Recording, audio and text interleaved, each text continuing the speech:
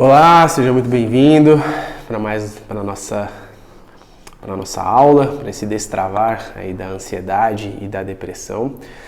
E hoje a gente vai falar a respeito de como as pessoas lidam com as suas questões emocionais. No caso, assim, a maioria das pessoas. Eu vou entrar aqui apenas nas questões emocionais, não vou nem entrar muito na parte psicológica referente ao ego. Mas em relação às suas dores emocionais, porque o ego ele é algo mais profundo ainda, né? Vai muito além da dor emocional. Então a gente vai falar aqui primeiramente das dores emocionais e vamos entender aqui então. Existem dois tipos de pessoas, né? Duas formas como as pessoas começam a lidar com seus traumas emocionais. Eu marquei aqui um cronograma para a gente ir seguindo dessa aula aqui, porque eu também não posso, eu tenho que ser profundo, né, para que você entenda, mas também não posso estender tanto para não ficar uma aula muito comprida, né, e aí fazer com que você tenha mais trabalho aí para poder assistir e assimilar o conteúdo. Eu preciso ser simples, mas de uma forma que seja profunda ainda. Então vamos lá.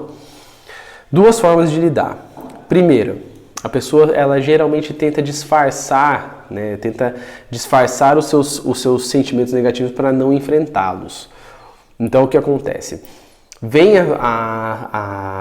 o trauma emocional, vem a sensação, vem os pensamentos, vem os sentimentos, a pessoa fala, ai meu Deus, eu tenho que fazer alguma coisa, ai meu Deus, eu tenho que fazer alguma coisa, eu tenho que distrair minha mente, eu tenho que fazer alguma coisa para poder me distrair e não deixar que isso tome conta de mim. Beleza, até um ponto, às vezes para evitar uma crise realmente, isso daí até vem a ser uma ferramenta, a fazer algum efeito, né? Mas agora, você ser refém disso, que toda vez que acontece você buscar uma fuga para você não encarar os seus traumas, né? Não encarar aí os seus problemas, isso começa a se tornar um grande problema. Porque a cada fuga que você faz, a cada vez que você não olha para o seu trauma, para o seu problema, né, não olha para aquela dor, para aquela ferida, ela vem e aí você foi lá e desviou as coisas e tal, foi fazer alguma outra coisa para tirar a atenção. Aí beleza, aí o que acontece? No próximo ciclo ela vem um pouco mais forte. Aí quando ela vem, você, tem que fazer tal coisa e tal, vamos distrair aqui e beleza. Aí daqui a pouco ela vem de novo, ela vem mais forte, até chegar a um ponto que ela vem forte o suficiente que você não consegue distrair, aí é onde, por exemplo, acontece uma crise. Né? E aí começa a dar todos os tipos de sintomas. Falta de ar, tremedeira, tristeza profunda. E aí vão começar os sintomas. Então, esse é o primeiro tipo, aquela que nega. Aquela que nega e que vai fazer de tudo para que não encarar a sua dor, o seu trauma. Na segunda, nós temos as pessoas que se acomodam profundamente. Essas daí conseguem ser até um pouco pior na questão do resultado que vai ocasionar. A pessoa se acomoda com o estado dela e abraça o estado dela de uma tal forma, quase que como se gostasse assim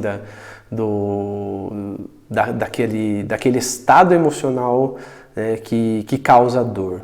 É como se a pessoa pegasse, a gente até brinca aqui assim, fala que pegasse e fosse, eu tenho essa minha dor de estimação, eu gosto dela, eu trato ela benzinha, aqui, trato ela aqui, tchutchuquinho, né?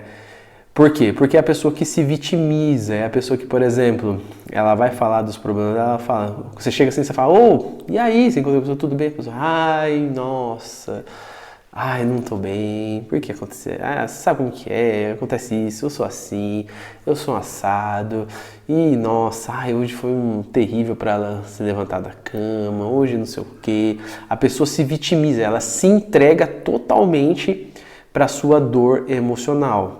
E por que ela faz isso? Porque ela tem a esperança de que a atenção das outras pessoas sejam capazes de curá-la de alguma forma. De repente alguém falar alguma coisa para ela, ou de repente alguém ter uma dó dela, ela acha que isso, não que ela pensa, novamente, né, vamos entender, não é que a pessoa pensa propriamente dito, mas é o comportamento, é o sentimento. Ela acha que a solução vai estar em algo externo, em uma pessoa dar atenção para ela, em alguém vir passar a mão na cabeça dela, alguém vir e dar alguma palavra de consolo e tudo mais. Ela acha que isso vai fortalecê-la, enquanto que não é verdade. Cada vez que você foge, tanto na negação ou que você abraça as suas dores, elas sempre vão se fortalecendo. Cada vez que você nega, como eu disse, o impacto que ela vem aqui na próxima, ela vem mais forte. Por quê? Porque você não tratou, você não olhou para aquilo. Então ele vai vir mais forte.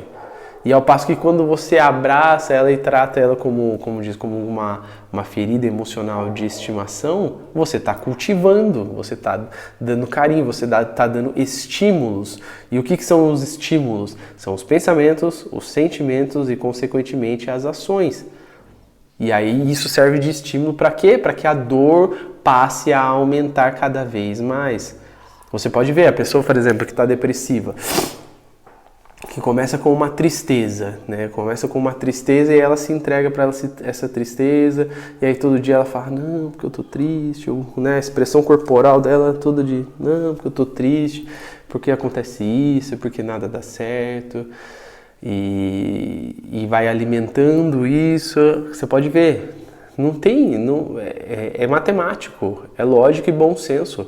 A pessoa vai aumentar o seu nível de tristeza. A cada passo que ela alimenta, a cada vez que ela tem um pensamento, a cada vez que tem um sentimento e a cada vez que gera uma ação que remete a ao aconchegar, a prender esse sentimento de você, esse sentimento aumenta. Agora eu te pergunto, quantas vezes não passam pensamentos e sentimentos em quem está nesse estado? É praticamente a todo momento. E aí a todo momento você está fortalecendo um pouquinho a sua dor, a sua tristeza, a sua frustração. Ou se você não está fortalecendo e você está negando, aí quando ele vem mais forte no próximo passo. E quantas vezes acontece essa negação que você faz no dia? Quantas vezes? Acontece muitas vezes. E cada vez que você faz, ela vem o quê? Vem mais forte. Então, a pessoa se vê entre aspas, se você analisar a situação, é um beco sem saída. Porque se ela tenta mandar embora, vai voltar mais forte. E se ela abraça, vai ficar mais forte, porque é como se você estivesse alimentando aquela ferida. E aí, então, entra o problema. Esse é o grande problema de você não tomar a ciência, de você não enfrentar a sua dor, não começar a olhar a sua dor. Né? Você pode ver que o nosso cronograma é para você, passo a passo, você ir desbravando essas terras e ir tendo a capacidade, não só apenas técnica, mas a capacidade mental, emocional e até mesmo física para que você consiga enfrentar as suas dores. Porque é isso que vai te libertar. Não é por exemplo, você teve a ferida emocional porque alguém te traiu. Não é essa pessoa que te traiu vir pedir desculpas para você e falar, me perdoa, eu estou realmente arrependido do que eu fiz. Não é isso que vai te curar. A pessoa pode vir com um arrependimento sincero e você ainda continuar na mesma. Na verdade é o que vai acontecer, você vai continuar na mesma. No máximo um alívio que vai durar pouco tempo, porque a porrada vai vir de novo todos os dias, ela vem todos os dias. Então não tem como, o processo nunca, entenda, o processo nunca é externo, é sempre interno. Então você vai precisar olhar para suas dores e vai precisar aprender a lidar com elas para você poder ressignificar isso daí e chegar ao ponto de eliminar. Então, continuando aqui. Então as pessoas aceitam, o que acontece? Você passa por qual que é o comportamento normal da pessoa que está passando por isso? Ela está passando por essa dor, ela aceita essa dor e aceita os pensamentos e os sentimentos que essa dor causa como fatos. Então, por exemplo, a pessoa foi traída, né? Tá com a ferida da traição. E aí ela pensa o quê? Que toda vez ela vai ser traída, aí ela não se dá a oportunidade de ter um relacionamento novo. E se ela sempre vai ser traída, se ela tem essa noção de que sempre ela vai ser traída, é aquilo que eu já comentei da autossabotagem. As ações dela vão levar ela a não terem a efetividade no relacionamento. Seja porque ela vai acabar não dando espaço, seja porque ela vai acabar cometendo um equívoco no seu relacionamento e de repente abandonando aquele relacionamento. Pode acabar que ela acabe fazendo a traição por medo de que o outro traia primeiro. Então, você entende que a pessoa que entende essa dor emocional como um fato, como algo que faz parte dela, que já é dela, que ela fala, eu nunca vou ter um relacionamento, eu nunca dou certo com as pessoas, você já criou essa realidade. E quando eu falo criar essa realidade, gente, eu não estou falando de coisa metafísica, estou falando que você já criou essa realidade porque as suas ações, os seus pensamentos, os seus sentimentos vão culminar em ações que vão levar a isso. É questão de ciência, é questão de lógica e bom senso. Se eu estou pensando sobre algo, se eu estou pensando a respeito de algo, eu já entro com uma ideia, o que acontece? As minhas ideias, a minha forma de pensar, de sentir e de agir vão se basear nessas ideias, nessas crenças na qual eu estou entrando sobre esse assunto. Então, se eu entro num relacionamento achando que esse relacionamento não vai dar certo, que essa pessoa não presta, essa pessoa vai entrar, eu vou acabar cometendo uma ação que vai me levar a não ter mais esse relacionamento com a pessoa. Outro exemplo, se eu sempre acho que eu sou uma pessoa que é rejeitado, que as pessoas nunca vêm falar comigo por um interesse genuíno, que sempre existe algum interesse por trás e tudo mais, isso vai acabar acontecendo, porque eu vou promover alguma ação que vá culminar nisso. Então as pessoas aceitam as dores, né? As dores como um fato verídico da sua vida que é imutável, e não é assim. Não quer dizer que você foi traído 10 vezes, não quer dizer que você vai ser traído o resto da sua vida. Não quer dizer que passaram a perna em você 20 vezes, não quer dizer que você não vai mais encontrar pessoas de boa índole. Você entende? Então não é porque você não teve apoio dos seus pais que você não vai ter apoio de ninguém. Então a gente tem que entender que essas dores emocionais, elas não são um fato verídico, como diz, uma verdade imutável. Não é assim que funciona. Vamos aqui, próximo item.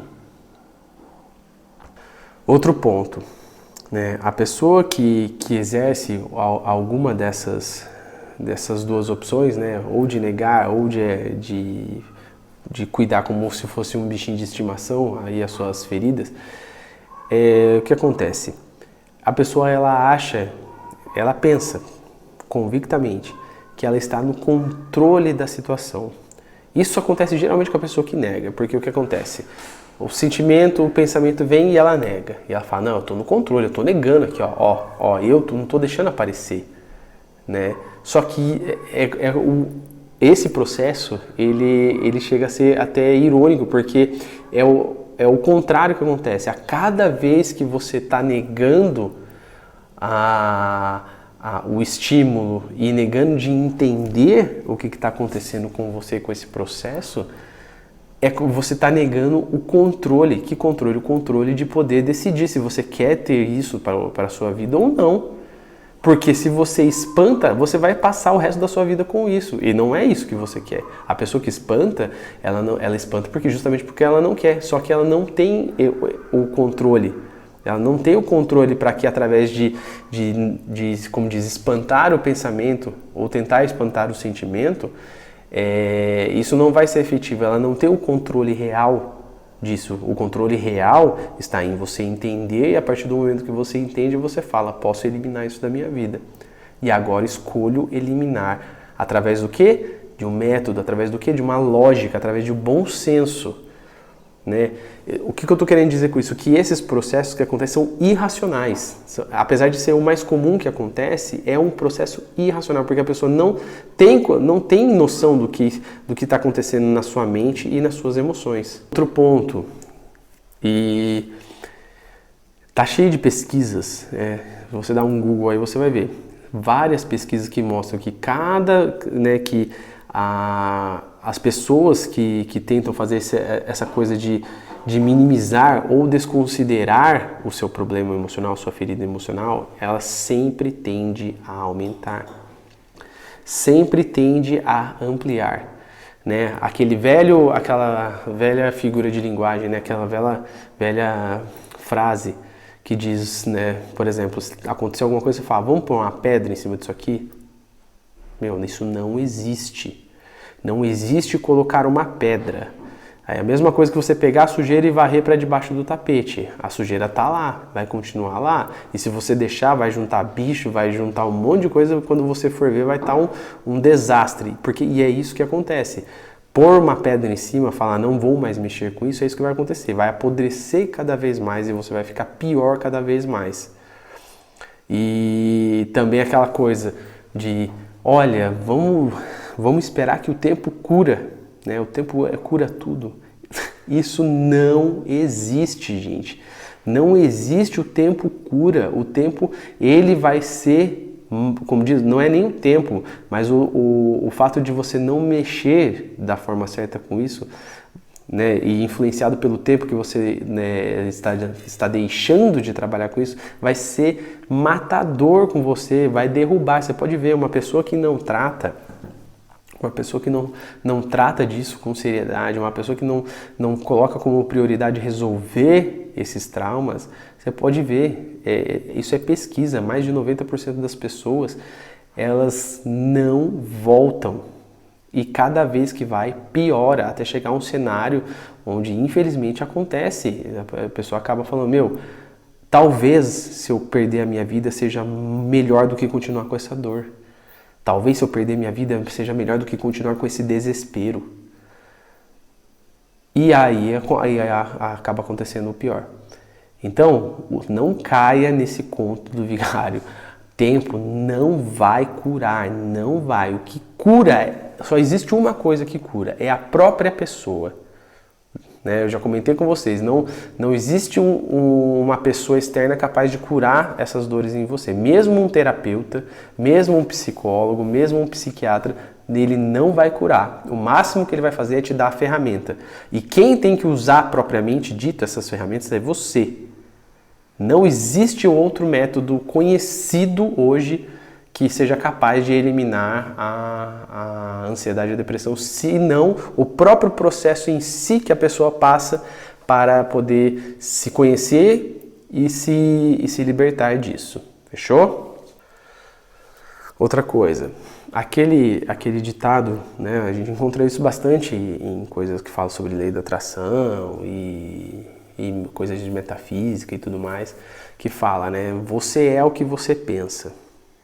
E isso realmente é uma verdade. Tem a verdade mais a nível, são verdades em níveis, né? Porque existe a verdade, por exemplo, mais aqui voltado para o nosso campo físico, né? O mundo físico, através da lógica e do bom senso, e existe também a verdade já no campo espiritual. Eu não vou entrar propriamente dito agora na parte espiritual, vou falar apenas da parte da lógica e do bom senso, só para vocês entenderem que é aqui que acontece, né? Também, né, acontece em outros níveis, em outras esferas, mas que você consegue resolver também aqui. É óbvio que, né, existem as esferas. Se você resolve aqui em cima, todas as outras vão se resolvendo por si só. Né? Mas às vezes que para chegar aqui em cima exige passar por alguns degraus. E esse degrau que eu quero mostrar aqui também para você. Então, você é o que você pensa. Então, por exemplo, é aquilo que eu falei. O que você pensa sobre você, ele reage na sua mente através das conexões neurais. Cada vez que você tem um pensamento, por exemplo, sobre você, eu sou rejeitado, ninguém gosta de mim, Ah, toda vez que eu tenho um relacionamento, eu sou traído. Ah, e toda vez eu não consigo me envolver com ninguém, não consigo nem conversar porque sempre as pessoas me rejeitam. Você vai criando conexões neurais. Conexões neurais que remetem a quê? A ações, a pensamentos, sentimentos e a ações. Por isso que diz que quando você pensa algo sobre você, você é aquilo. O que você pensa sobre você, você é. Por quê? Porque no fim das contas as suas ações vão culminar naquilo. Então você se imagina sempre rejeitado, você sempre vai ser rejeitado, porque no fim das contas, as suas ações vão fazer com que você seja rejeitado. Não é o outro em si, mas é porque você é invasivo, é porque você, por exemplo, quer sempre cobrar demais das pessoas, é porque você acaba controlando demais, querendo controlar demais as pessoas e as situações, e aí acaba fazendo com que as pessoas se afastem de você. E aí elas se afastam de você, por exemplo, e você fala, poxa, todo mundo me rejeita. E aí você tenta de novo esse processo e vai tentando e sempre vai tendo rejeições e tudo mais, mas parte de você. Então você é aquilo que você pensa. Ah, eu sou um derrotado, né? Eu sou um derrotado, nunca consigo um emprego e tudo mais. E aí, realmente você vai ser isso. Mas por quê? Por causa das suas ações. Você foi lá, entregou, né, conseguiu ainda com muito custo se levantar do seu derrotismo para entregar uns currículos e tudo mais, mandar os currículos. Foi chamado para entrevista, mas você chega lá na entrevista cabisbaixo. A pessoa fala com você, você não demonstra nenhum tipo de motivação e tal. Não, quero um emprego, eu estou precisando trabalhar, sabe? Então, a sua ação está resultando no que você não vai ter, que é o emprego no fim das contas. Por exemplo, então o que você pensa sobre você é o que você se torna através dos pensamentos, dos sentimentos e das ações.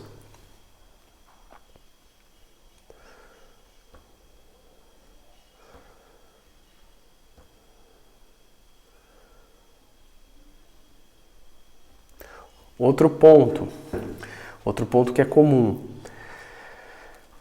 A lamentação, o vitimismo, isso é extremamente comum, tanto de um lado quanto de outro, né? Tanto da pessoa que nega quanto da pessoa que já se entrega para o vitimismo mesmo, né? Mas o que acontece? Qual que é a chave aqui do negócio? A pessoa que acaba, né, se entregando para esse vitimismo, ela acaba fazendo o quê? Toda vez ela se lamenta, toda vez ela cria esses pensamentos, ela cria esses sentimentos com algum gatilho. E aí o que acontece? Ela vai se tornando cada vez mais aquilo do qual ela está pensando sobre si. E qual que é o grande problema disso? Cada vez que você remói, por exemplo, uma dor do passado, ou você remói, vamos pegar aqui vamos pegar aqui os exemplos da depressão. Então a depressão o que é? É você remoer o passado, remoer situações relacionadas ao passado. Cada vez que você remoe isso, que você vai se lamentando sobre isso, toda aquela dor vai voltar.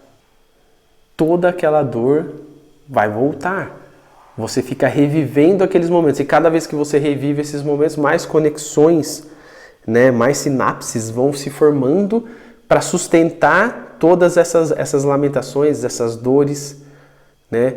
Para culminar nas ações que vão te trazer cada vez mais dores. Você pode ver, a pessoa, ela dá a impressão que ela é viciada, por exemplo, em ficar remoendo as coisas. E é mesmo, porque pensa assim, o que é essas conexões neurais? A partir do momento que você teve uma conexão, você pensou lá, ai, puxa vida, né, acabou de perder o emprego, puxa, eu sou um derrotado e tal, não sei o quê, pum, né, não vou conseguir outro emprego, pum, criou uma conexão. Aí, daqui a pouco você pensa de novo, essa conexão se aumentou. Aí você pensou de novo, pum, essa conexão aumentou de novo. Quando você vai ver, tá um emaranhado que essa conexão tá muito forte e aí ela começa a criar várias dessas conexões mentais. E essas conexões vão culminar em sentimentos e ações. Por isso que a pessoa dá a impressão que a pessoa é viciada em fazer isso. Por quê? Porque ela está repetindo isso e entra num ciclo de repetição por conta dessas sinapses, dessas conexões neurais e não consegue mais sair disso. Então, realmente, né, como diz, lamentar a dor do passado é fazer com que você vá reviver toda essa dor. E a pessoa é viciada nisso, viciada em reviver essa dor. Ao passo que, por exemplo, o ansioso, toda vez que ele tem um problema, ele já joga esse problema lá na frente. Né? A pessoa vai ter uma entrevista de emprego, meu Deus, e se a entrevista der errado? E se acontecer isso? E se daí não me chamam?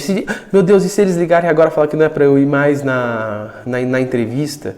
Começa a jogar, fazer a projeção para o futuro e começa a lamentar as suas dores que nem aconteceram. Aí quando você vai ver, um já entra na tristeza profunda e o outro já começa a ter sensações, calafrio, tremedeira, e daqui a pouco isso já mistura com a tristeza.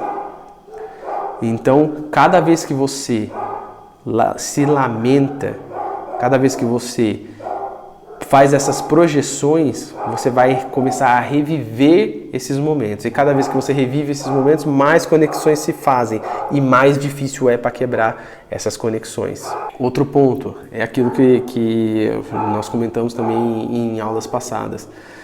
Você não é depressivo e nem é ansioso, você está. A pessoa se define, eu sou muito ansiosa, eu sou muito depressivo, né? Eu tenho muitos pensamentos negativos. Não é que você é ansioso, você está. Existe a possibilidade de não ser mais. Então a pessoa ela já absorve aquilo como sendo ela, e você não é isso. As suas dores, as suas feridas, os seus estados depressivos, os seus estados de ansiedade não definem quem você é. Não definem quem você é. O que pode chegar mais próximo de definir isso é a forma como você lidar com isso. É a forma como você lida com isso que pode chegar próximo de definir algo, mas ainda assim não define. Ainda assim não define, porque o que vai definir, na verdade, esse ponto está relacionado a quem de fato você é como essência. E a sua essência, dentro de quem de fato nós somos, está todas as nossas potencialidades. Todas as nossas potencialidades. Então, a partir do momento que nós triunfamos, né, temos a postura triunfante e por ter uma postura de triunfador, acabamos triunfando sobre aquilo. Então, por exemplo, a pessoa tem as crises de ansiedade, tem os sintomas, entendeu os seus gatilhos, está estudando, está entendendo o que ocasiona, está enfrentando as suas feridas. Essa é uma postura de essência, é a postura de quem vence, de quem vai vencer. Isso começa a definir quem você é. É como você lida com isso. E mesmo que você vá lidando com isso e você ainda tenha, por exemplo, um fracasso no caminho, esse fracasso não representa quem você é. Não representa, e mesmo porque o fato de você, por exemplo, tomar um tropeço, se levantar e seguir adiante e continuar, não importa o que esteja acontecendo, isso diz muito mais a seu respeito do que o próprio tropeço. Só que a pessoa que passa por isso, a maioria das pessoas não entende dessa forma. Elas entendem que elas são o resultado do seu sofrimento, o resultado das suas dores. E isso não é, isso eu te falo, cientificamente falando, não é assim, né? A psicologia ela já mostra que isso não é assim. Beleza? A pessoa que entra nisso, né, ela tem duas saídas. Tem um ditado que diz, né, que dor e reflexão eis o caminho. É um grande mestre que disse isso. Dor e reflexão eis o caminho. Por quê? Porque sempre através das dores que nós temos é que nós vamos aprender e extrair a sabedoria daquilo. Então o que acontece? A gente só aprende de fato ou é pela dor ou pela ambição. Pela dor, o que é? A dor chegou a um ponto tão crítico, que eu chego e falo, não dá mais, eu vou fazer alguma coisa a respeito. É só dessa forma que a gente aprende. Ou pela ambição. Né? Freud diz que a ação humana ela remete ao desejo de ser grande e à vontade sexual. E isso está ligado com a nossa ambição, desejo de ser, desejo de ter. Então, o benefício de algo que nós queremos, de algo que nós ambicionamos, né, esse desejo ele é capaz de nos tirar, por exemplo, dessa situação. Ou então a dor. Né? Se associar à dor que não queremos mais e ao prazer daquilo que queremos. Quando a gente começa a entender essa questão da dor e da ambição, a gente começa a ter um vislumbre que assim é possível. E o que eu estou querendo dizer? Você não quer ter mais essas dores, você não quer mais passar por essas tremedeiras, por esses calafrios, por essa frustração, por essa dor, por essa tristeza intensa, você não quer mais. Né? Você só talvez ainda não tenha entendido o benefício, né? Você talvez só não entenda o como que é viver sem isso. Mas você tem que buscar entender dentro de si, dentro das práticas que nós vamos fazer, que a dor, que já deu essa dor.